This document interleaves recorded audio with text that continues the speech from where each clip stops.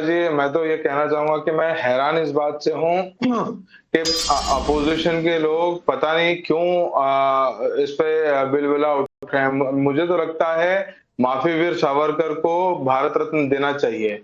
अरे, जब to nation theory को एक्सेप्ट किया जिन्ना ने, वो पाकिस्तान बना सकता है, बाबाए कौम बन सकता है, तो टू नेशन थियरी की बात करते हुए यहाँ पर माफ़ी वीर सावरकर को भारत रत्न क्यों नहीं दिया जा सकता? इसमें चिल्लाने वाली बात क्या है? जरूर देना चाहिए। टू नेशन थियरी को उन्होंने प्रमोट किया, इस बात के लिए उन्हें अवार्ड देना चाहिए। अब अपोजिशन पता नहीं क्यों बिलबिला रही है। हाँ, माफीनामे लिखे होंगे, सजा माफ करवाई होगी, उसमें क्या गलत किया? गलत तो थोड़ी है ही नहीं। अरे, ब्रिटिश के खिलाफ नहीं बोला होगा। इससे थोड़ी ना ये बात होती है कि अगर किसी ने माफी मांगी हो, मर्सी पिटिशंस डाले हो, तो उसे अवार्ड नहीं दिया जाएगा। ये तो बात गलत है। मैं तो खुद हैरान हूं। मैं तो चाहता हूं कि ऐसे लोगों को बढ़ावा दें। चलिए लेकिन कौन सा रत्न देना चाहिए, कस रहे हैं। टू नेशन थियरी अगर वीर सावरकर की थी तो उन पर दस्तखत करने वाले कौन थे? आनंद रंगनाथन कौन था? नाविका जी नमस्कार आपको, मेरे फेलो पैनलिस्ट को और आपके करोड़ों दर्शकों को।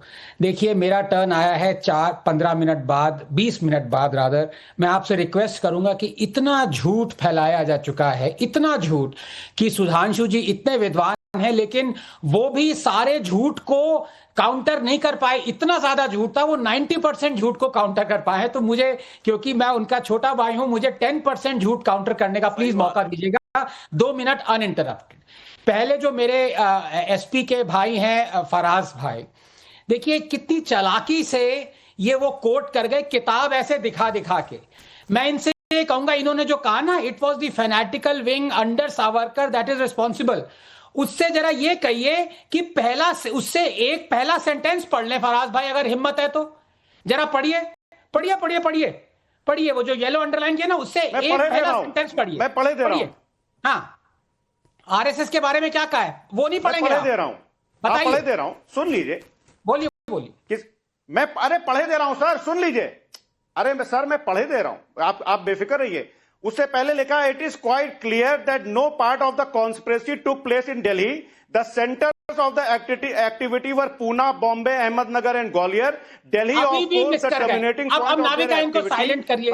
बट बाय नो मींस वो नहीं पढ़ेंगे जो आप चाह रहे हैं। आनंद रंगनाथन जी, आप खुद ही पढ़ दीजिए। आप क्यों परेशान हो रहे हैं? ये सरदार पटेल ने कहा था, it was not the RSS at all but the वो फैनेटिकल विंग पढ़ लिया। आरएसएस को जो नकारा इनकी महात्मा गांधी असैसिनेशन, वो नहीं पढ़ा। एनीवे, ये पहला झूठ निकला। अब देखिए प्लीज, नाम नहीं लिया प्लीज। यही तो वो कह रहे हैं कि आपने आरएसएस का नाम नहीं लिया।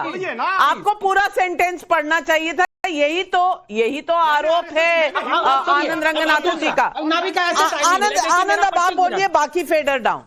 Thank you so much. दूसरा, जो मेरे दूसरे मित्र हैं, एक एक करके आ रहा हूं मैं। उमर साहब हैं, इन्होंने कहा कि सावरकर टू नेशन थियरी, ये खुद भूल गए। पता नहीं ये एएमयू से पढ़े, हो सकता है ना पढ़े हो, कहीं से भी पढ़े हो। लेकिन जो एएमयू के फाउंडर थे, उन्होंने, जो अब एएमयू है, पहले उसके फाउंडर थे सर सैयद अहमद खान।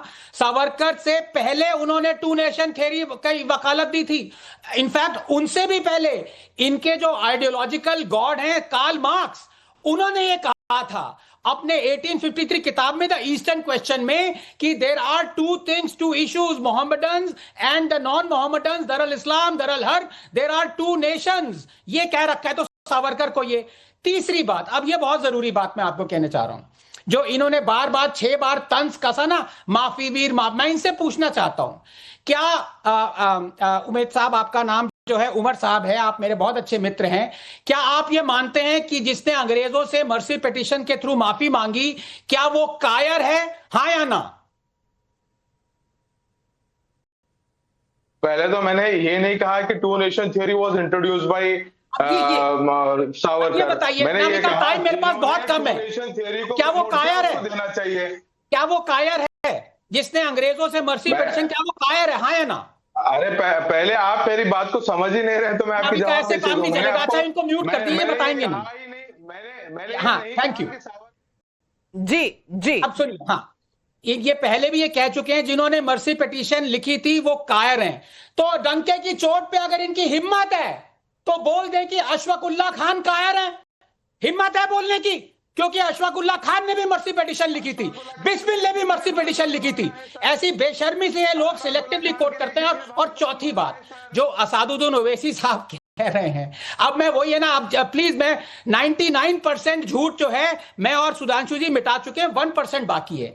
ये रजाकारों की पार्टी है। 1927 में ये MIM बनी थी। उसके बाद रिजवी साहब 1944 में रजाकार जो थे, गर्व से रजाकार थे, उन्होंने MIM का पद संभाला। ऑपरेशन पोलो हुआ, 10 साल उनको जेल में डाला। वो उसके बाद 1957 में भागते भागते पाकिस्तान चले गए, लेकिन अपने लॉयर को MIM का प्रेसिडेंट बना गए। वो लॉयर कौन था? असादुद्दीन ओवैसी जी के ग्रैंडफादर। ये है इनकी हिस्ट्री। अब ये सुनेंगे तो तिल मिलाने लगेंगे। और पांचवी बात देखिए, मैंने भी कपूर कमीशन पढ़ी है, जिन्होंने कहा था कि Savarkar war responsible for assassination, लेकिन ये बताना भूल जाते हैं ये लोग कि हिस्ट्री ऑब्जेक्टिव होनी चाहिए। 2018 में सुप्रीम कोर्ट ने वही कपूर कमीशन को दोबारा से देखा और ये पाया कि हम उनके व्यूज पे सावरकर को इंडाइट नहीं करते। हमने जो उनका एक्विटल था 1948 का वो बरकरार रखा, क्योंकि कपूर कमीशन में सावरकर के थ्रू जनरलाइजेशंस किए गए थे। अब इनमें से 5 फैक्ट्स मैंने दिए हैं, 4 फैक्ट सुधांशु जी ने दिए हैं, 9 फैक्ट दिए हैं। ये जो भी इनका प्रोपेगेंडा चल रहा है, ये अपने ढोलक में डालें, अपने गले में डालें और बजाते हुए निकल लें पतली गली से। सोमनाथ भारती जी, अब सोमनाथ भारती जी, RSS में अगर सलमान खान चले जाते हैं तो पूछा जाता है कि भाई ये कैसे मुसलमान हो गए। ये मैं आ रही हूं, फराज भाई आ रही हूं, फराज भाई आ रही हूं, सब लोग बोल लेना। फराज भाई, फराज भाई, जो इन्होंने झूठ की दुकान आपके यहां करी है। भी मैं आ रही हूं आपके पास। सोमनाथ भारती जी और आनंद दुबे जी बोले नहीं है, मैं उनसे बात कर लूं, फिर आती हूं ना आपके पास। आप इत्मीनान रखें।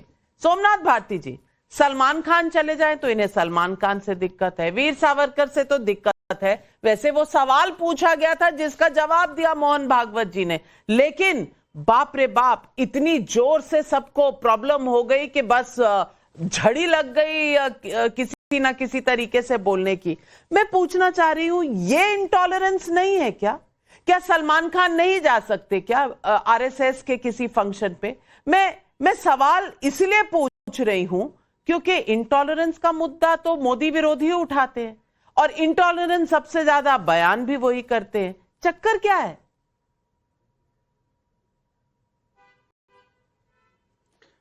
नाविका जी, आपने मुझे 35 मिनट बाद समय दिया, आपका बहुत बहुत शुक्रिया। मैं बड़े शांतिपूर्वक साथी को सुन रहा था। इतने मिनट तो मेरी डिबेट नहीं हुई अभी तक। शानदार जोड़ी बनी है आपके चैनल पे। 35 मिनट तो आपकी डिबेट को हो गया है। नहीं सर, आनंद जी और सुधांशु जी की बड़ी शानदार जोड़ी बनी है। जय वीरू की जोड़ी बड़ी अच्छी डिबेट 8:10 पे शुरू हुई थी। देखिए, कारण क्या है ना कि आप कितने भी बहादुर क्यों ना हो, कितने भी करेजियस क्यों ना रहे हो, एक कमजोर पल आपका सब बर्बाद कर देता है। और जिस भी व्यक्ति को मौत से, जेल से, यातना से डर लगे ना, वो देश का हीरो नहीं हो सकता। और यही मुसीबत रही। सावरकर जी को आप लाख प्रयास करें अच्छा दिखाने का, अच्छा दिखाने का, अच्छा दिखाने का, लेकिन जो मर्सी पिटीशन उन्होंने लिखी ना, उससे सब धुल गया। और इस प्रकार से नाथूराम गोडसे के आइडियोलॉग रहे वो। इस कारण से भी आज महात्मा गांधी के मौत के साथ उनका नाम जुड़ता है। इसलिए देखिए, भाजपाइयों की मुसीबत क्या है, वो गांधी को भी रखना चाहते हैं और गोडसे को भी रखना चाहते हैं, क्योंकि गांधी को छोड़ नहीं सकते। दुनिया में कहीं जाते हैं मोदी जी, उनको मिलती है स्टैच्यू गांधी जी की, झुकना पड़ता है। इसलिए इनमें जो डायकोटमी है उसका समाधान नहीं है। इस स्वीकार कर लें, या तो गांधी को मार दें दोबारा, डायकोटमी से आपका परिचय करवाती हूँ। सोमनाथ भारती जी, डायकोटमी से आपका परिचय करवाती हूँ और परिचय करवा रही हूँ आपका आनंद दुबे जी के साथ। आनंद दुबे जी, हमें बोलने देते हैं तो मत बुलाया करो। नहीं, आपने डायकोटमी की बात की, वो कहते हैं ना बात से बात निकलती है, तो आपने डायकोटमी की बात की तो मुझे आनंद दुबे जी नजर आ गए। आनंद दुबे जी के साथ तो अलायंस पार्टनरशिप भी थी आपकी। आनंद दुबे जी, सावरकर को मिलना चाहिए कि नहीं? उन्होंने मर्सी पिटीशन लिखी थी, इसलिए सब कुछ उनका धुल गया क्या? ये सोमनाथ भारती जी को समझा दीजिए। नाविका जी नमस्ते। वीर सावरकर जी हमारे लिए कल भी आराध्य थे, आज भी हैं और जीवन भर रहेंगे। अभी शुरुआत में आपने कहा कि जब एक शिवसेना हुआ करती थी तो शिवसेना भी मांग किया करती थी। जब एक शिवसेना थी तब भी मांग करती थी, और आज जब दो शिवसेना हो गई है तब भी हम मांग करते हैं कि वीर सावरकर जी को भारत रत्न मिलना चाहिए। लेकिन दुर्भाग्य देखिए इस देश का, पिछले 11-12 वर्षों से अपने आप को हिंदूवादी सरकार कहने वाली जो केंद्र में सरकार बैठी है, वो वीर सावरकर जी के नाम पर केवल जलेबी की तरह गोल गोल गोल बातें घुमाती है। कल आदरणीय मोहन भागवत साहब मुंबई के कार्यशाला में कह रहे थे कि हमारी भी इच्छा है कि उनको भारत रत्न मिलना चाहिए, हम उस कमेटी में नहीं हैं, पता नहीं देर क्यों हो रही है। वाह भाई वाह, ये कौन सा उदाहरण है भाई? मोहन भागवत जी आपकी इच्छा हो और केंद्र सरकार वीर सावरकर जी को भारत रत्न न दे, ऐसा तो कभी हो नहीं सकता। दरअसल ये लोग सहूलियत की राजनीति करते हैं, कहते भी हैं उन्हें देना चाहिए और देना भी नहीं चाहते हैं। तो क्या फर्क रह गया आप में और कांग्रेस के